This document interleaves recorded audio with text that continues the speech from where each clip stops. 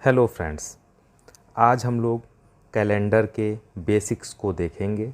यह एक महत्वपूर्ण टॉपिक है और इससे विभिन्न परीक्षाओं में प्रश्न पूछे जाते हैं। तो आइए शुरू करते हैं। प्रत्येक सप्ताह में कुल दिनों की संख्या 7 होती है, अतः किसी भी दिन में 7 दिन जोड़ने अथवा घटाने पर पुनः वही दिन प्राप्त होता है। जैसे मान लीजिए आज सोमवार है, तो आज के 7 दिन बाद पुनः सोमवार ही होगा। एक वर्ष में कुल 12 माह होते हैं, जिनमें से 7 माह जनवरी, मार्च, मई, जुलाई, अगस्त, अक्टूबर एवं दिसंबर 31 दिनों के होते हैं तथा 4 माह अप्रैल, जून, सितंबर एवं नवंबर 30 दिनों के होते हैं एवं शेष एक माह फरवरी सामान्य वर्ष में 28 दिनों का एवं लीप वर्ष में 29 दिनों का होता है। आगे हम लोग देखते हैं। सामान्यतः वर्ष 2 प्रकार के होते हैं, पहला सामान्य वर्ष और दूसरा लीप वर्ष। सामान्य वर्ष वह वर्ष होते हैं जो 4 से पूर्णतः विभाजित नहीं होते हैं, जैसे 1997, 2003, 2019 इत्यादि। वैसे शताब्दी वर्ष जो 400 से पूर्णतः विभाजित नहीं होते हैं सामान्य वर्ष कहलाते हैं, जैसे 1300। यहाँ पर थोड़ी सी कन्फ्यूज़न होती है, यह ध्यान रखिएगा। अगर शताब्दी वर्ष है तो उसको 4 से भाग करके चेक नहीं करते हैं, बल्कि शताब्दी वर्षों को 400 से भाग करके चेक करते हैं। यह 4 से तो डिविजिबल है, पर यह 400 से डिविजिबल नहीं है, इसलिए यह सामान्य वर्ष है। किसी भी सामान्य वर्ष में दिनों की कुल संख्या 365 होती है। किसी भी सामान्य वर्ष का पहला दिन एवं अंतिम दिन समान होता है। जैसे यदि किसी सामान्य वर्ष का पहला दिन अर्थात 1 जनवरी बुधवार है, तो उसी वर्ष का अंतिम दिन अर्थात 31 दिसंबर बुधवार ही होगा। अब आइए जानते हैं लीप वर्ष क्या है। लीप वर्ष वह वर्ष होता है जो 4 से पूर्णतः विभाजित होता है।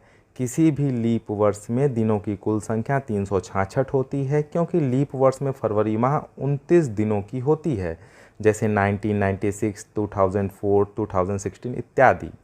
अब देखते हैं कि शताब्दी वर्ष जो 400 से पूर्णतः विभाजित हो जाते हैं लीप वर्ष कहलाते हैं, जैसे 2000। आप एक चीज़ यहाँ पर ध्यान दीजिएगा कि अगर शताब्दी वर्ष है तो उसे 4 से डिवाइड करके नहीं देखिएगा, उसको 400 से डिवाइड करके चेक करिएगा। अगर वह 400 से डिवाइड हो जाता है तो वह लीप वर्ष है, और अगर वह 400 से डिवाइड नहीं होता है तो वह सामान्य वर्ष है। लीप वर्ष में वर्ष के पहले दिन की तुलना में अंतिम दिन एक दिन बढ़ जाता है। जैसे यदि किसी लीप वर्ष का पहला दिन अर्थात 1 जनवरी को मंगलवार है, तो उसी वर्ष का अंतिम दिन अर्थात 31 दिसंबर को बुधवार होगा। अब आप कैलेंडर के सवालों को तेज़ी से हल कर सकें, उसके लिए मैं आपको कुछ महीनों के कोड बता रहा हूं, जिसको आप नोट कर लें, क्योंकि परीक्षा में प्रश्नों को हल करना ही अनिवार्य नहीं होता है, बल्कि समय सीमा के अंदर हल करना अनिवार्य है। तो आइए देखते हैं कुछ कोड को। फरवरी यदि 28 दिन का होगा तो उसका कोड 0 होगा। फरवरी 29 दिन का होगा तो उसका कोड 1 होगा। जो महीने 30 दिन के होते हैं उसका कोड 2 होता है। जो महीने 31 दिन के होते हैं उसका कोड 3 होता है।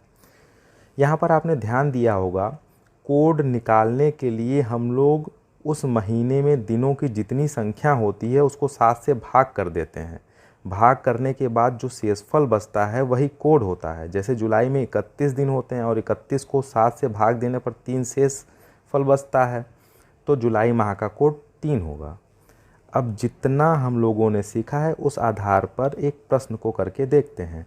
यदि किसी वर्ष 18 जून को शुक्रवार है तो उसी वर्ष 19 दिसंबर को कौन सा दिन होगा। यहाँ सबसे पहले हम लोग देखेंगे जून महीने में बचे दिनों की संख्या कितनी है। तो यहाँ जून महीने में बचे दिनों की संख्या 12 है। जून महीने का कोड अब हम लोग निकालेंगे, तो कोड निकालने के लिए 7 से डिवाइड करते हैं, जो शेषफल बचता है वही कोड होता है। तो यहाँ जून महीने का कोड हो जाएगा 5। उसका जुलाई का कोड 3, अगस्त का 3, सितंबर का 2, अक्टूबर का 3, नवंबर का 2। जैसा कि हम लोग ने पीछे देखा है, जो 31 के महीने होते हैं उनका कोड 3 और जो 30 के महीने होते हैं उनका कोड 2 होता है। अब यहाँ हम देखेंगे दिसंबर में 19 तारीख तक जा चुके हैं, तो दिसंबर का कोड निकालने के लिए 19 डिवाइडेड बाई 7 करेंगे, जो शेषफल बचेगा वो कोड होगा, तो दिसंबर का कोड हो जाएगा 5। अब जितने कोड हमारे पास होते हैं उन सबको ऐड कर लेते हैं। उन सबको ऐड करने के बाद आया 23।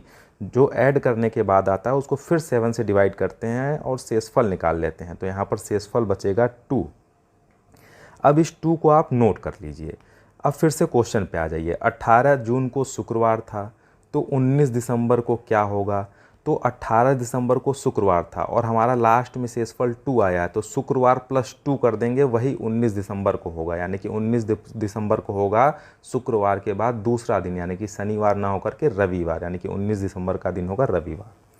दोस्तों, यह केवल कॉन्सेप्ट था। इस टॉपिक से संबंधित प्रश्नों को हम लोग कैलेंडर के अगले वीडियो में देखेंगे। अगर आप लोग को इसके क्वेश्चंस का वीडियो चाहिए तो प्लीज़ कमेंट करें और बताएं। धन्यवाद।